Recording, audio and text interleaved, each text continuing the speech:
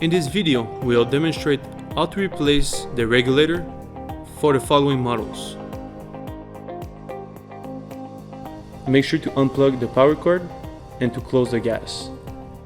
From the back, remove the regulator protector.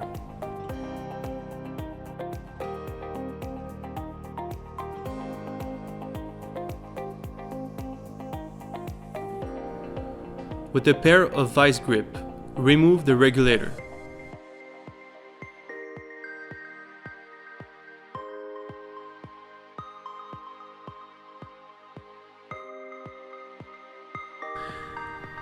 After removing the regulator, make sure to add pipe joint tape to seal any leak.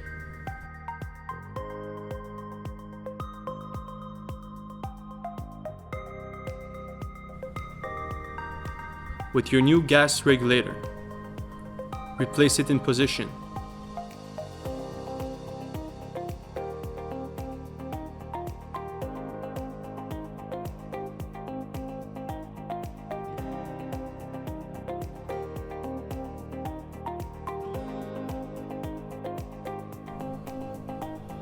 Check for leaks.